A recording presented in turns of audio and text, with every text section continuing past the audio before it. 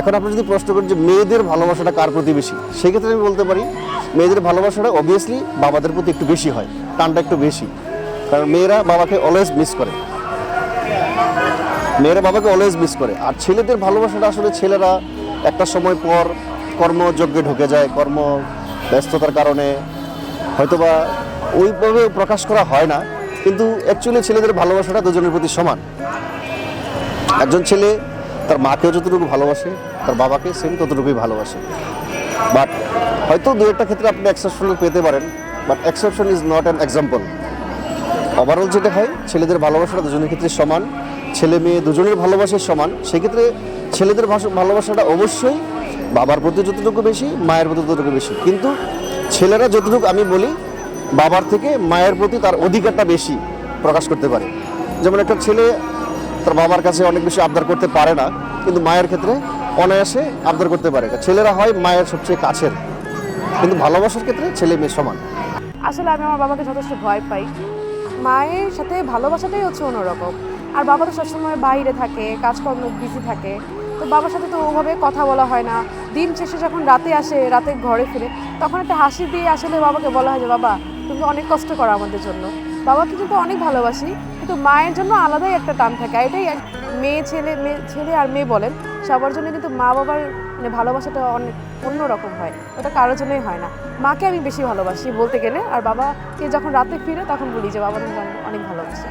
বাবার জন্যই আসলে ভালোবাসাটা অন্যরকম, এটা আসলে প্রকাশ করা যায় না। বাবা তো আমাদের জন্য অনেক কষ্ট করে। আমার দিক থেকে আমি আমার বাবারে সবচেয়ে বেশি ভালোবাসি পৃথিবীতে। বাবার ভালোবাসা হয়তো দেখা যায় না, কিন্তু অনুভব করা যায়। কারণ একটা ছেলে যখন বড় হয়, হইতে হইতে যখন বাবার পর্যায়ে যাওয়ার ইয়ে থাকে, বাবা হওয়াটা তো সহজ না, বাবা অনেকটা। কারণ ওনাদের স্যাক্রিফাইস আমাদের জন্য, পরিবারের জন্য, ওইটা দেখা যায় না কখনো। কিন্তু যদি কেউ অনুভব করে বাবার ভালোবাসাটা কেমন, তাহলে ওনারা বুকে জড়ায় ধরতে হবে, জড়ায় ধরে বলতে হবে যে বাবা আমি তোমারে খুব ভালোবাসি। আর এর ভিতরে আরেকটা জিনিস থাকতে হবে, এটা হচ্ছে গিয়া এই বাবার সাথে বন্ধুত্বপূর্ণ আচরণ। কারণ আমাদের সমাজের বর্তমান সমাজে অনেকেই বাবার থেকে দূরে থাকি আমরা, বা মায়ের থেকে একটু দূরে থাকি। আসলে এটা পছন্দ করে ছেলেরা, এটা বিভিন্ন কারণ হইতে পারে। কিন্তু আমি ছোট থেকে আমার পরিবারে আমার বাবা মার সাথে খুবই বন্ধুত্বপূর্ণ, কারণ কি আমার আশেপাশের মানুষগুলো এগুলো জানে। আর এটা থেকে আমি যতটুকু শিখছি, ভালোবাসা কারো প্রতি আসলে কম না, কিন্তু বাবার প্রতি একটু বেশি আসে। কারণ বাবা অনেক হার্ডওয়ার্ক করে বা অনেক কিছু বুঝাইতে চেষ্টা করে, যেটা আমরা বুঝি না মাঝে মাঝে। তো ওই ক্ষেত্রে আমি মনে করি যে আমার বাবা বেস্ট। আমার বাবা যেরকমই হোক, যাই করুক, পেশাগতভাবে যাই করুক, কিন্তু আমি আমার বাবারে প্রচণ্ড ভালোবাসি। এটা সত্যি।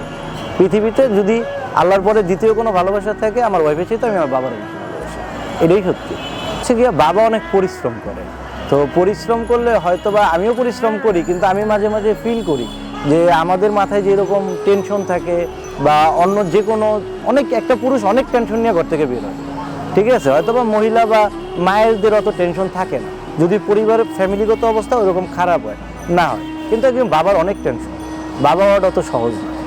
এই জন্য বাবারে এটাই বলতে চাই, বাবা আমি তোমার খুব ভালোবাসি। মানে এটা সবসময় বলিও। আমি এমনকি দেখা যায় যে ঈদে বা যে কোনো আমি যাই ইনকাম করি, যত যাই করি, আমার পরিবারের প্রতি সবচেয়ে বেশি থাকে, অ্যাক্টিভ থাকি, থাকার চেষ্টা করি। এইটা মূলত বাবার প্রতি বেশি।